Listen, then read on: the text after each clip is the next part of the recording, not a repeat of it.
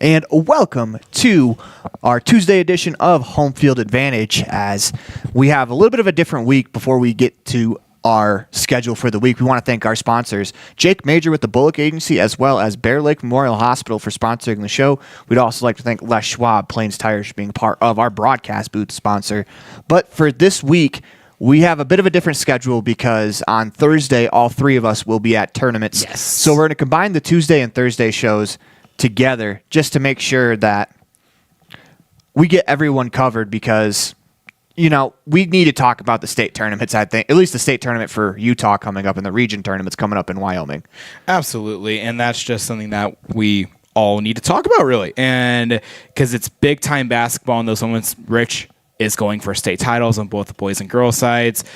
Eland's Red Devils, my Buffaloes and Eagles are both going for regional titles and potential spots at state. So it's a big-time type of situation.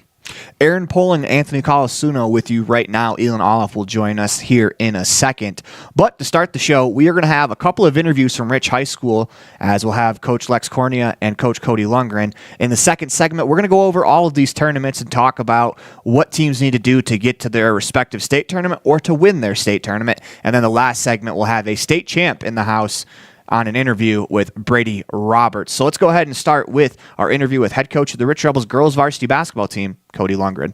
Here with head coach of the Rich Rebels varsity girls basketball team, that's Coach Cody Lundgren. And Coach, this week's the week. You guys are going down to the state tournament. You'll have Monticello first. What's practice has been like the last couple of days? You know, practices have been great. The girls are really dialed in and focused and working hard, and we're working on some things that'll hopefully help us down there. And it's just been fun. It's a great group of girls. It's been a great season. It's just been fun to coach, and I'm excited to go down and battle one more week with them down at Richfield. The atmosphere at the state tournament is always tremendous. What can you guys do to prepare for that atmosphere?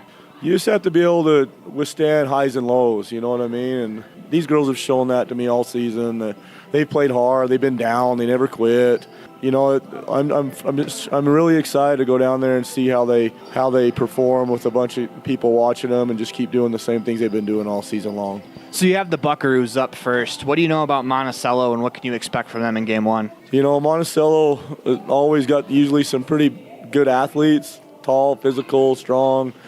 We prepare for every team like it's a state championship game, so that's our mindset going into this game. Now, obviously, Monticello is our first focus, and then when we get done with that game, then we'll turn on to the next opponent that we'll find out who we get. So for some of the players, that's going to be their first time playing in this type of environment. What would you say to them? What advice would you give them? Just that these, you know, the thing that I've been really impressed with these senior girls is they brought in these young girls into the team, and they love them and they want them to do well, and it's helped our team win throughout the season. And I've seen these girls grow. So a lot of these girls have been going to the state tournament since they were, you know, in kindergarten and first grade. Some younger than that, so that will help them. But then the companionship and then the team wrapping their arms around them will help them get through that also. As a coach, you have 4 straight games that you have to manage minutes for. Is that something that you think about, or do you just kind of go with how this game is currently going, then we'll deal with tomorrow? Yeah, in a perfect world, you could divvy out minutes like that, but obviously you got to take care of the game and momentum and all that kind of stuff. You don't want to put a team away and then have them come back, and you just got to make sure you do what's best for the team, and you got to win every game every night. So that's what's important for this team right now. You guys will be successful this week if you do what? The small things. We have to rebound, we have to take care of the ball, we have to control tempo, and we have to play for each other.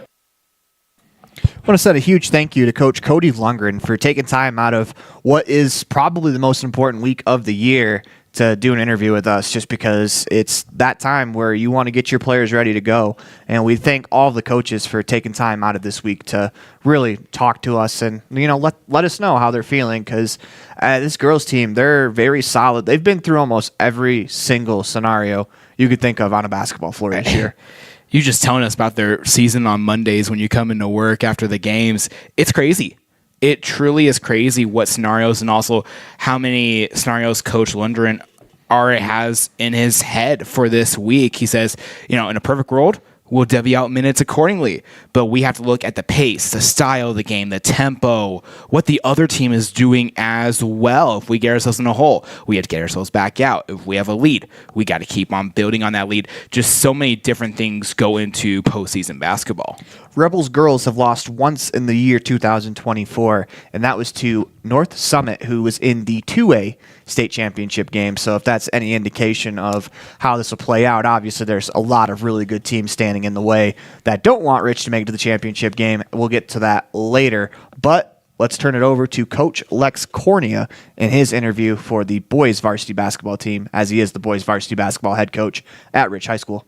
You're the head coach of the Rich Rebels boys varsity basketball team. That's Coach Lex Cornea. And Coach, it's the week. State tournament's right around the corner. You guys are heading down on Wednesday. Take me through what practice has been like and what's been the kind of the attitude of the team so far this week. Well, we had really intense practices last week, and we knew we had to kind of make our own competitive situation where we're not playing a play-in game. And these guys are in the habit of playing every week. So, we split them down the middle evenly, and it got very competitive. But this week is all about, getting together and getting our rhythm, reminding ourselves what our rhythm is when we play together very well. So, but the attitudes have been great. They're actually loose, and that's how this team has been all year long. Where you think that they're going to be uptight a little bit, they actually say, "Oh no, we got this, coach." And that confidence is, it's something that you can't replicate. That you have to have that confidence of, no, we've got this. And I don't think they're naive. I think they know we've got really good teams to play. We're going to have to play very well to be the last team standing on Saturday. But they're more excited than nervous, is the feeling I get. And man, I wouldn't ask for it any other way. So you guys will get Altamont for a third time here in the state tournament. It's kind of similar to how the girls started last year with ICS for the third time. What about playing a team 3 times really brings a challenge? Well, first off, I'm glad it's Altamont. Not that I wanted to play them again, but I just wanted, right now, every team in our region qualified for state. And I think that's a testament to just how deep our region is and how good we had to be to come out on top and win a region championship where, every team is going. And honestly, I think a lot of us are going to win the first day and be headed out the right side of the bracket. So, but no, it's difficult. I think Altamont's been playing better lately. Panos, one thing about it, I don't think they're afraid of us. They've seen us already twice, and they know that, the worst you're going to do is beat them, and I don't think there's any sort of intimidation or fear they have just because they're so used to playing against this team. We played them in the summer as well. So we know the Arnold kid can play. We know Panos, and I feel like he's really hitting his stride right now. He's a load down low. I don't know if there's a bigger, more physical post in 1A basketball. And, it's definitely a game that we have to completely prep for and be ready for. So as a coach, what challenges does it present when you're distributing minutes to players when you have to win 4 games in 4 days? Well, we really do take the one game at a time, and a game is not over until it's over.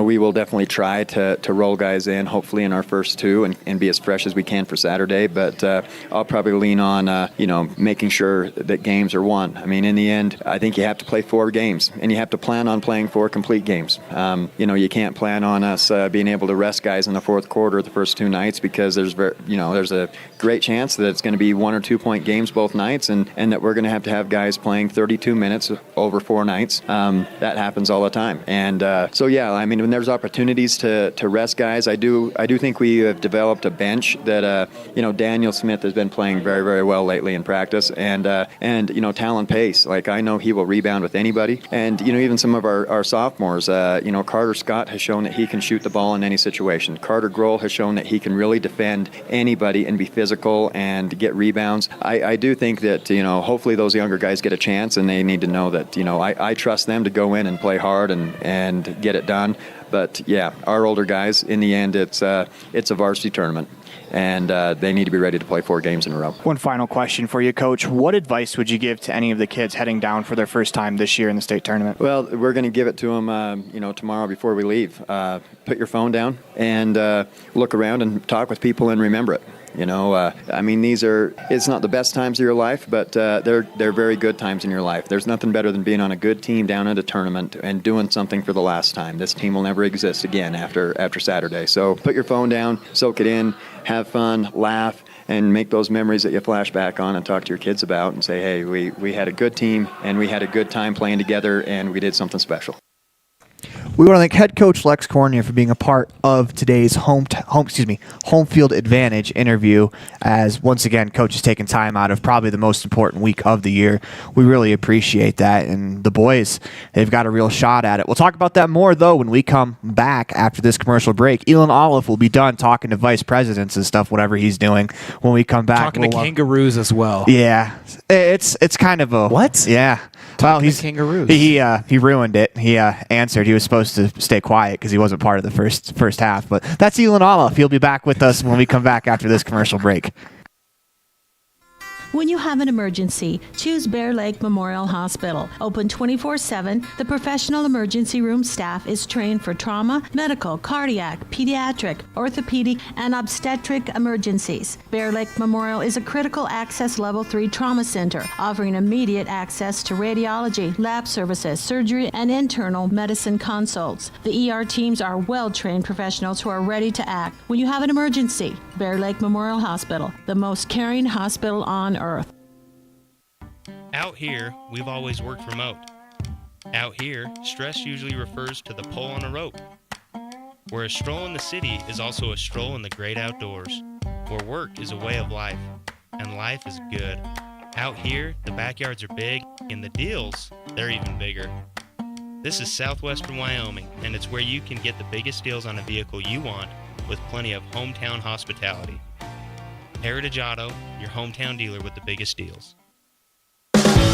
Whether it's for your home, your ranch, your equipment, or your business, when you need propane, count on the best. T7 Propane in Woodruff. The safe and professional team at T7 Propane offers quality product and the most responsive propane service in the area, so you can enjoy the affordability, reliability, and efficiency of propane. For heating, cooking, grilling, motor fuel, and more, count on the team at T7 for your personal or business propane needs. 435-793-4208.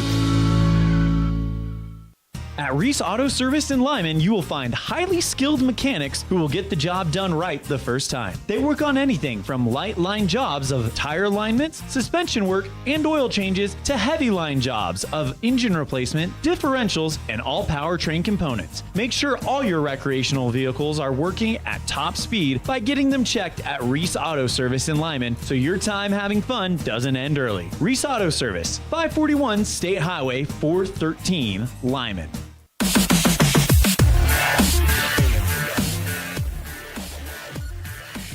Welcome back into Homefield Advantage, presented by Jake Major with the Bullock Agency of Wyoming and Bear Lake Memorial Hospital. And also special thanks to Union, Les Schwab, and also First Bank of Wyoming here in the Union broadcast studio and the Les Schwab Plains Tire broadcast studio. And now it's time to get into our bracketology segment, basically. Tournament Talk Tuesday, baby. Yes. I was wondering when that was going to come up. That's Elon Olive, by the way. He's joining us. Hi, for everybody. And Anthony Colasuno alongside Aaron Pauling and Elon Olive. Elon Olive forgot that as well. But Wow, am I that forgettable? Like, I missed literally 5 minutes of the show. I forgot that. I forgot to introduce ourselves after the break. That's not on y'all. That's on me. That's on me. I mean, what if we get a new viewer and they hear a random voice in here the first segment? I mean, kind of introduce yourself. Yeah. They can't see us. Yep.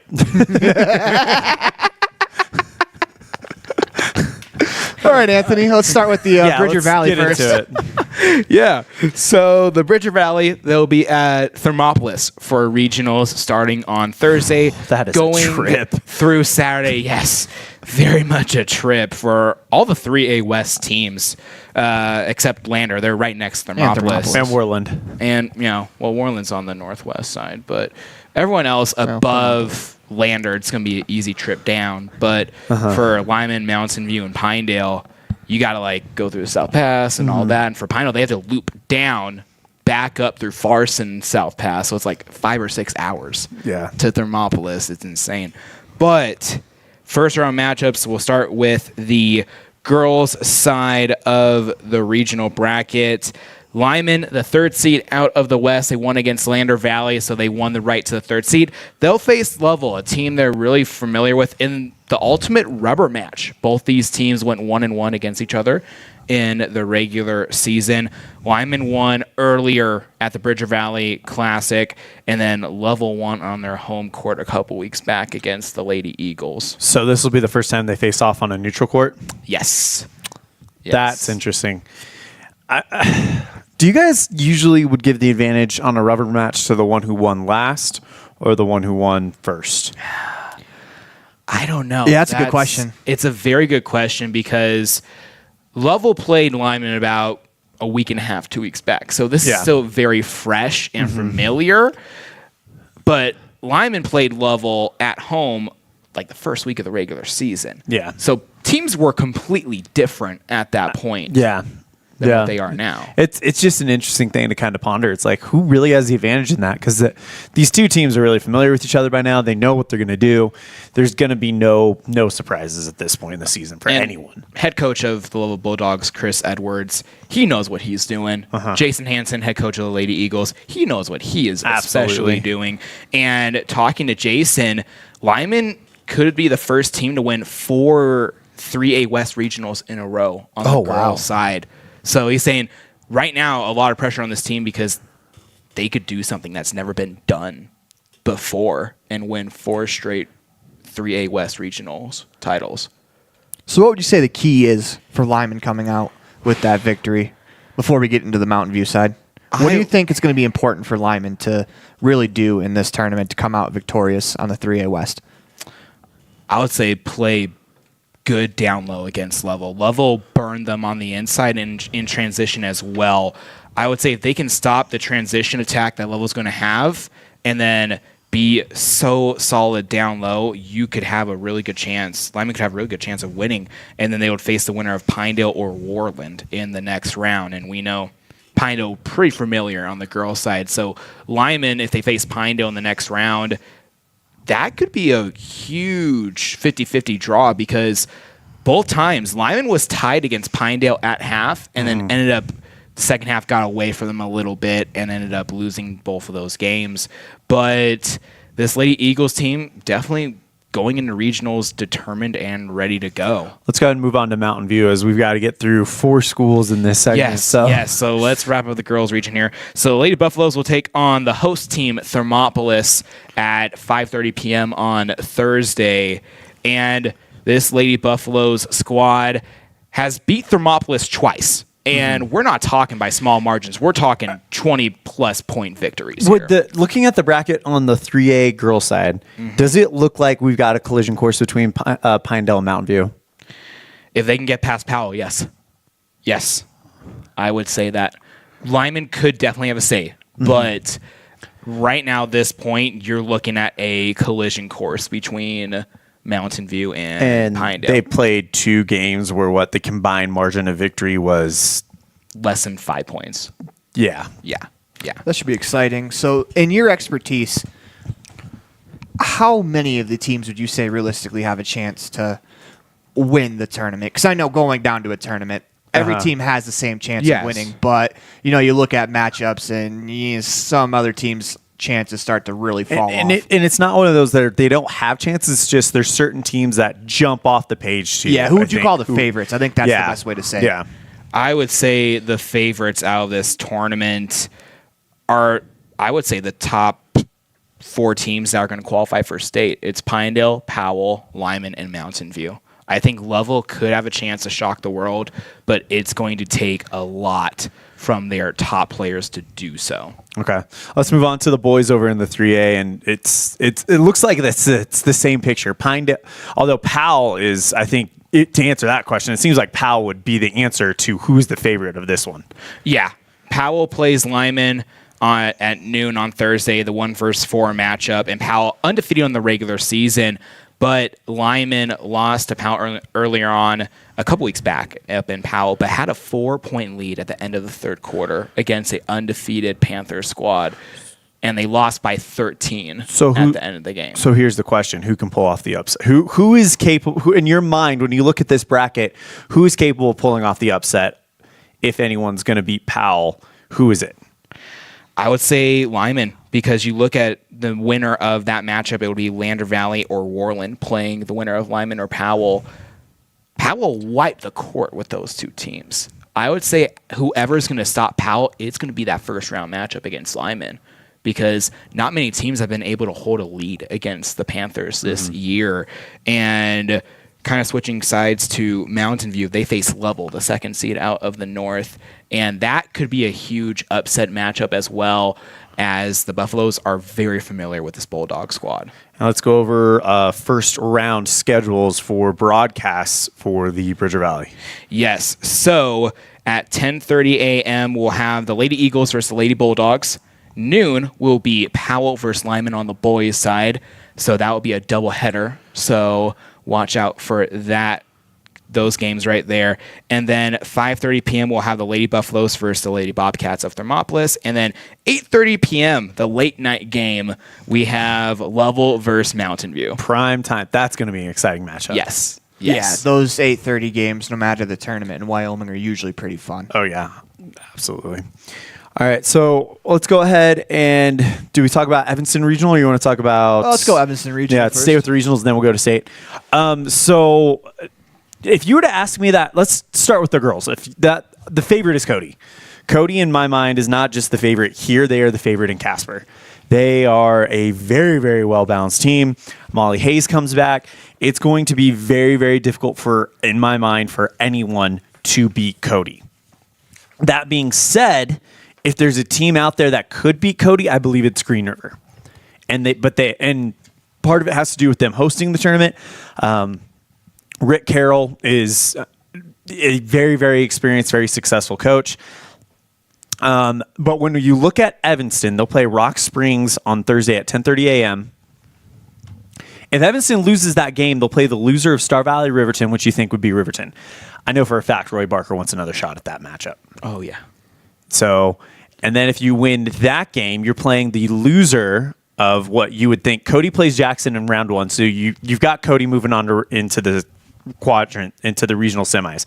Then you've got Green River playing Kelly Walsh. I think that's a closer game, but I'm going to give the advantage to the home team in the tournament. I mean, it's you got to give a slight advantage to a home team that's hosting the tournament. So I've got Cody and Green River in that semifinal. If Evanston loses game one, but then they play Riverton and gets past Riverton, they probably get a rematch with Green River, who last time they played was that shocking upset that they had. You're counting on Lightning to strike twice, but at the same time, we saw Evanston play 6 really solid quarters, 4 great quarters against Green River, and then it was a 5-point game going into half against Star Valley.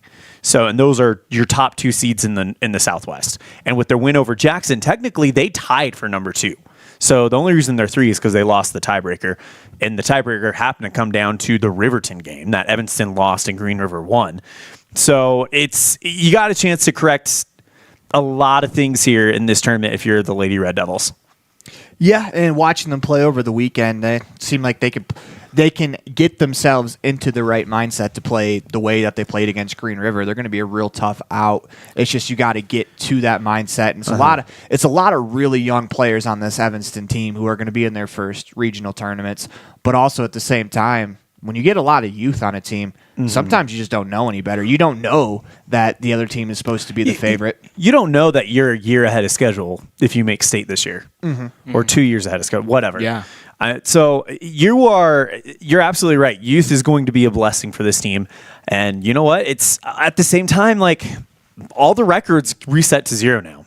Yeah. All that matters now is winning 2 games this next weekend. You win 2 games, you're in. So that's all that matters right now. Let's go ahead and move on. And, of course, the girls will play Rock Springs at 10:30 a.m. We'll be live at 10:15 a.m. from Green River on mylocalradio.com and KNYN. Now we move on to the boys. And if you were to ask me that same question, who the favorite is, I don't know. Everyone has beat everybody on this thing in the boys. Jackson beat Star Valley. Kelly Walsh beat Evanston, but they're the number 4 in the Northwest.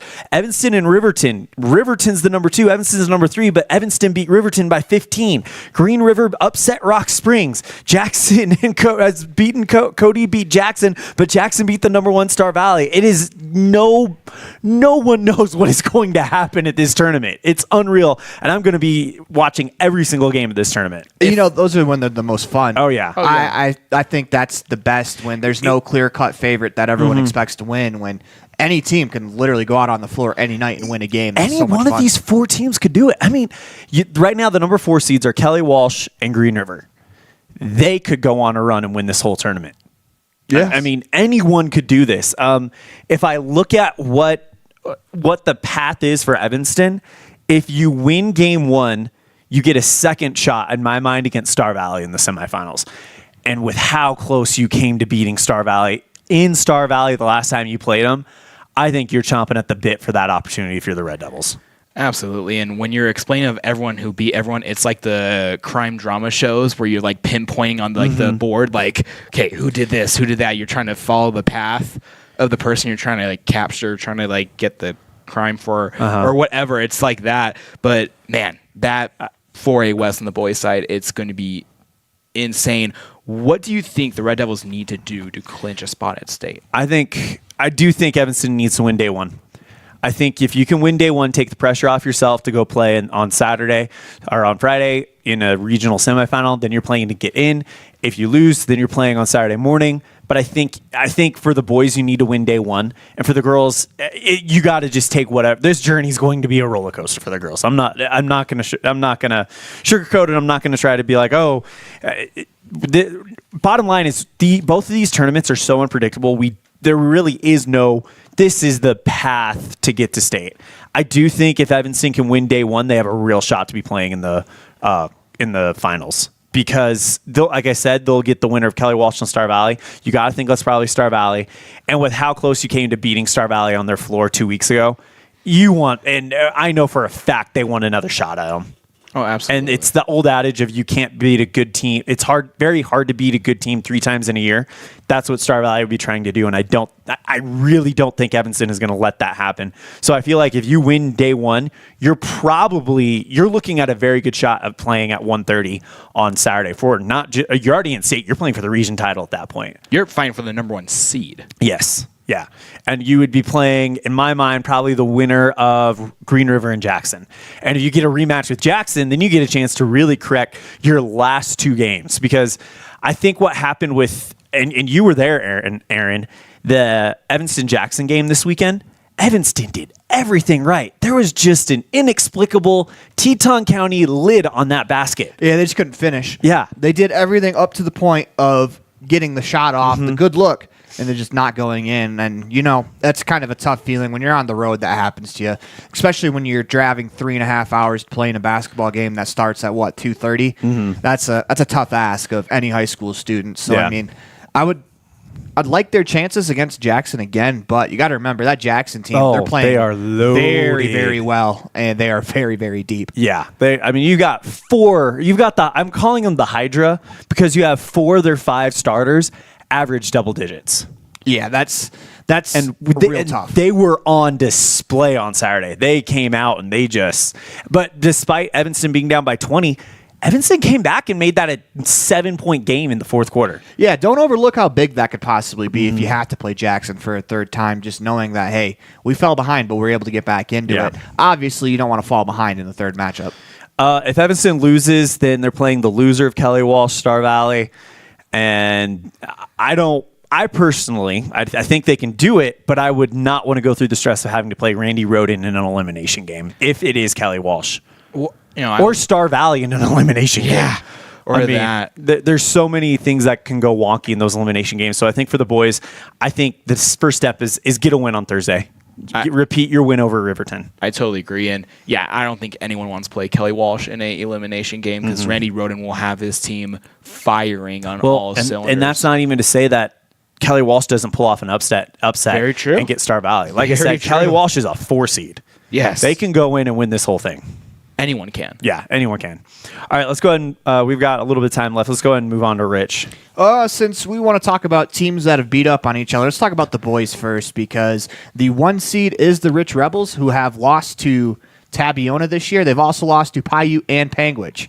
So we move along to the 2 seed, who are the Tabiona Tigers, who have lost to the Rich Rebels and to the Panguitch Bobcats. Now we move along to number 3, who are the Panguitch Bobcats, who lost to Paiute. So, and then if you look down, 5 and 6 too is Wendover and Manila. Wendover beat Tabiona earlier in the year. Rich has beaten Wendover twice, and then Manila's beaten Wendover. So I mean, it's 6 on could be your state champions. Yeah, if Manila and Wendover get hot, I think it's more than likely going to come from the top 4 seeds. I think there's a couple of different tiers to 1A basketball this year, and I think those top 4 teams in Rich, Panguitch, Tabiona, and Paiute, I think those are I don't want to say clear-cut favorite, but in my opinion, those are the 4 teams that are probably the championship's going to come from those 4 teams, I think. Yeah. Just because, we've seen how good Tabiona is. We've seen how good Panguitch is in person. Paiute beat Panguitch, and Paiute played Rich. Even though this was earlier in the season, Rich was minus Jaden Desch. But both of those teams know that, though. That's the one thing where I think that the coaching staff of both Panguitch and Paiute did a real good job of understanding that the Rebels will be different later in the year. Tabiona will be different. And saying those early season preview games didn't really put too much meaning into those because of that. And, it's going to be a lot of fun. It's going to be a blast. I think those 4 teams, are just going to duke it out. So moving along to the girls' side, I think the favorites would have to be, 3 of the 4 that are still in the boys' side as well, as in Panguitch, Rich, and Tabiona. With me thinking that Tabiona's got a leg up over Monument Valley in the semifinals, and that's nothing against Monument Valley. It's hard to really gauge what you don't know, and I don't know anything about Monument Valley. I can only kind of read from the scores. It seems like all year Monument Valley's kind of been that unknown factor. And that's mostly because they don't play in the region that Panguitch plays in, or they don't play in the region that Rich plays in. And I think what it's going to come down to for Monument Valley is when you do finally get to the semifinals, have you played a team as good as Tabiona? Have you played a team as good as the other 2? And I know for the other 2 teams, and Rich and Tabiona played each other twice, and then Panguitch had a pretty tough schedule this year as well. And that's going to be what I think it comes down to, is who can really battle back after taking a hit in the mouth. Because in a tournament like this, where you play 4 games in 4 days, you have to 5 times 32 times 4. That's how many minutes you have to produce in order to win. So whoever can really take hold and just get to those minutes and have their legs in the final 2 days, I think that's going to be a huge advantage if they're able to do so. But on the bottom of the bracket, teams are not going to go down easily. We saw that last year with Rich and ICS in that first round, where I think plenty thought that it would be a runaway victory, where they did win by 20, but it was 10 all the way up into the 4th quarter. So I think whatever teams come out and have themselves a really good first 2 days, I think they'll put themselves at an advantage. Obviously, if you're a coach, though, you can't think about having those good first 2 days, because you have to take the task at hand. As Coach Lundgren said in his interview, you have to take it 1 game at a time, and whatever team can do that is probably going to be your champion. Postseason is just a different animal. Absolutely. It's that simple.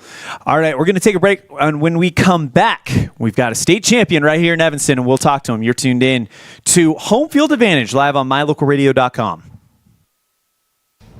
Life is better in the country. KNYN, Fort Bridger, Evanston, Woodruff, 99.1. The country you want to be in. Hey there, I'm Jake Major, your local Medicare and insurance benefits advisor for the Bullock Agency of Wyoming. With over 25 years of experience protecting families in rural America, we understand the importance of having affordable insurance coverage. Whether you're searching for extra coverage or looking to understand and switch your Medicare options, I can help you find a range of top-rated insurance companies and tailor-made packages based on your needs. Call me, Jake Major, today at 307-209-4685, and let's discuss your insurance options. We're the Bullock Agency of Wyoming, when benefits matter. If you've never heard a mechanic say they truly care, then you've been at the wrong place. Stacy's Repair in Woodruff is a family-owned and operated business open since 1992. Offering all types of maintenance and repair services, you can be sure your vehicle is operating at its best. Whether your vehicle is older or the newest model, gas or diesel, we fix and maintain them all. Also offering chip repair, windshield replacement, and tires. When your vehicle needs a mechanic, bring it to the ones who truly care. Stacy's Repair in Woodruff. Founded in 1938 with the hopes and dreams of serving the Bridger Valley, Benedict's Trading Company was started. Now 85 years and 3 generations later, Benedict's Market is still serving the Bridger Valley by offering the highest quality meats and fresh produce to having fresh baked items and hot deli options. Benedict's Market is your one stop for all of your grocery needs. Benedict's Market offers the best services in a modern setting to make your shopping both quick and easy. Visit them today at 950 North Highway 414, Mountain View, Wyoming.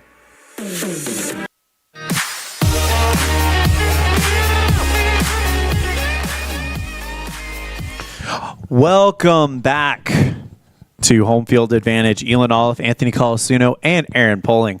And over the weekend, Evanston, I think everybody was expecting this to happen at some point, but Brady Roberts is your state champion, 175 pounds. We got a chance to talk with him about his state championship, and here is that interview. Joined now by 2024 3A state wrestling champion, Brady Roberts. Brady, how does that sound, man? It sounds pretty good. I'm not going to lie. It's pretty exciting. So talk to me about what the last 72 hours have been like for you. I mean, we're recording this on Monday. You won your state championship on Saturday. I understand there's been a lot of events kind of held to celebrate this in town. Yeah, it's been really exciting. And then a lot of it has been, I've got a lot of support from everybody in Evanston, people I haven't seen for a while. It's been really, really awesome, honestly. It's probably as fun as winning stays, just seeing your whole community be there with you. So I think that was just awesome. I understand that there was a welcome at the bus barn when you guys came back from state. There was a ton of people there. Even heard there was a parade on Sunday night. Talk to me a little bit, just kind of what it's like to kind of have all of this come from the community. I think it's great. I don't know how to explain it. I didn't know about either of the events. So it was like a surprise, but it was so cool to just see that many people be there to like support somebody from the community. I'm really thankful that the community was there for me. It was really cool. So I got to watch the video of your final match. As soon as your hand goes up in the air, you are just elated. You're pumped up. Talk to me about what that moment was like, what the third round was like. I know it was tied 0-0 going into that third round. Talk to me what that third round was like and the aftermath as soon as it was over. The third round, I chose bottom. I was like, I'm getting away. I'm going to get away and I got to take him down. So once I did get away, I took him down pretty soon after. It was intense, but I had a lot of confidence in that third period. There was I didn't have any doubt that I was going to lose because I was going out there to give it my all. It was only 2 minutes. I can do anything for 2 minutes. So going out there to just ride him, kind of try and turn him. But the last 2 minutes, I was really just trying to win. And then getting my hand raised was cool. It was kind of felt like I was floating. It's been a goal for my whole life. Basically, I've been wrestling since I was 3. So that was my first state championship. So it felt pretty good. It was kind of uncomparable to anything I felt before. It was I don't know how to explain it, but I would say floating. It was like a weight had been lifted, like I had finally done it. And I just thought that it was just great. It was almost overwhelming. I didn't know how to take it, but it was just awesome. Well, now and forever, you will be known as state champion Brady Roberts. That's got to be just the craziest feeling to think of how fast things kind of change like that. Yeah, it's pretty crazy. It's definitely something I'm going to remember forever. So awesome. So this is Red Devil Spotlight. So I've got 10 kind of fun getting to know you questions. You and I have done this before, so I think you know the drill. You'll pick 3 numbers between 1 and 10, and that will determine your spotlight. Sound good? Mm-hmm. All right. What's that first one going to be? 3. 3. What's the best compliment you've ever received? I would say like Coach Garth actually told me I was one of his favorite like wrestlers to coach throughout the years, and that was pretty awesome to hear. And then I would say like people saying that I deserved it because I worked so long for it. So I think that just getting recognized for it was really cool. Awesome. And I've seen the work ethic you have on the football field, the work ethic you have on the wrestling mat. You definitely are deserving. So I don't think I can say it enough. Congratulations. Thank you. All right. What's that next number going to be? 5. All right. Last time I asked you this question, I'll remind you your answer was welding. So try to give me another one. What skill would you like to learn in the future? Electrician is something I think is interesting. Okay. Are you thinking about going into a trade school, being an electrician? Is that where you're thinking in the future? Yeah, I've been looking into it for like for my future. I've been looking into electrician and maybe a little bit of business stuff I'm interested in learning about. What kind of business exactly? Business management is probably what I would go to school for if I went to school. Okay. Cool. All right. So last number, what's that going to be? 7. All right. If you could go to any concert by anyone right now, who would you want to see?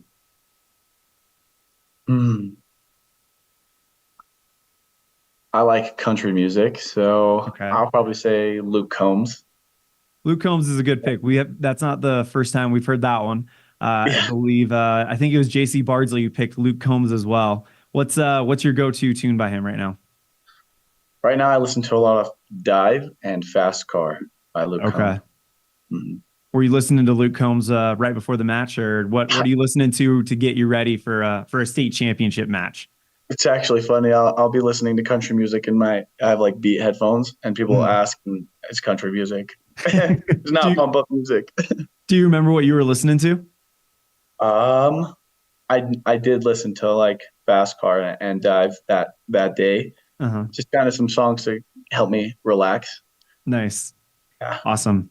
Well, that is our 2024 state champion, Brady Roberts. Brady, it felt like this was inevitable with how hard and how dominant you were all season, how hard you worked. So congratulations on it. We're super happy for you. I know the town is proud of you. Anything else before we wrap this up? I just want to say thank you to everybody who supported me. It really was amazing. So thank you, guys. Brady Roberts, our very own 2024 3A 175-pound boys wrestling state champion. And, you know, with a lot of the talk in sports radio about Patrick Moans and how that just felt inevitable that he was going to win that Super Bowl, it felt the same way throughout the wrestling season. Brady Roberts just won all the big prizes, competed in all the biggest meets, came through in all the brightest spots, and quite frankly, couldn't have happened to a nicer guy, and I'm super excited for him. And, you know, that's probably tougher when, you know, it's supposed to be inevitable and you're supposed to win everything. There's a lot more pressure to being, you know, the far outrunning favorite than there is to, you know, being that second seed coming in. It was like, hey, I'm only one win away. Where if it's an, you know, quote unquote inevitable from your broadcaster, like, man, that's a lot of pressure that Brady was able to work his way through. Absolutely. And so congratulations to him from all of us here at My Local Radio. We're super proud of you. I know this town is super proud of you as well. Also, Aiden Lichty finishing second, as well as a bunch of Evanston Red Devils finishing on the podium. So congratulations, guys, and congratulations, Coach Garth Wagstaff, on a great season. That's going to wrap things up for this week's episodes of Homefield Advantage. Usually we have an episode on Thursday, but because Aaron's going to be at state basketball and Anthony and myself will be at regional basketball, we will not have an episode of Homefield Advantage on Thursday. But tune in tomorrow for the student section. We got a lot of great stuff for you, including an interview with a metal band right here at Evanston High School. Behold, Here's Poison will be in the studio, and we'll be interviewing them, so you don't want to miss that. But, man, we got some great basketball lined up for you. Let's go ahead and kick it off with the Evanston schedule. They will be taking, the girls will be taking on Rock Springs at 10:30 a.m. on Thursday, and then the boys will be taking on Riverton at 1:30 p.m. We will have that live on mylocalradio.com and KNYN. Just a reminder, the WHSAA have sold the video streaming rights to another company, so we are not authorized to provide video coverage, but please tune in and hear our audio broadcast. And if you need to put it in the background of the video, that's great. But please tune in and check out our broadcasts. As we've been following these kids all year, and we love the fact that we get to end that journey at the culminating events with them. Yeah, no, it's just great opportunity. It's great to see them play for a potential spot at state. And we'll wrap up home field advantage here. Anthony Colasuno. Well, your schedule. Your schedule. Oh, my schedule? Oh, my gosh. So the schedule. So Level plays the Lady Eagles at 10:30 a.m. on Thursday. And then right afterwards, we'll have the Lyman boys versus Powell. So that'll be a double header on mylocalradio.com and the My Local Radio Bridger Valley YouTube channel.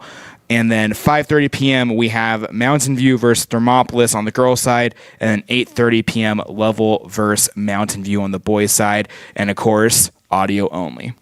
So tomorrow we'll have boys at Rich playing Altamont at 12:30. Pregame 12:30, 1 o'clock tip off. Once again, these times are scheduled or subject to change. All times, yeah. All times are subject to change. And then the girls, they will be playing at 7 p.m., 6:30 pregame. That'll be at Richfield High School for everyone going down. Girls will be at Richfield, boys will be at Sphere Valley Center. And that's going to do it for this week's edition of Home Field Advantage. Join us tomorrow at 10:30 for the My Local Radio student section. Cannot wait for that one. Thank you guys so much, and we'll see you in the morning.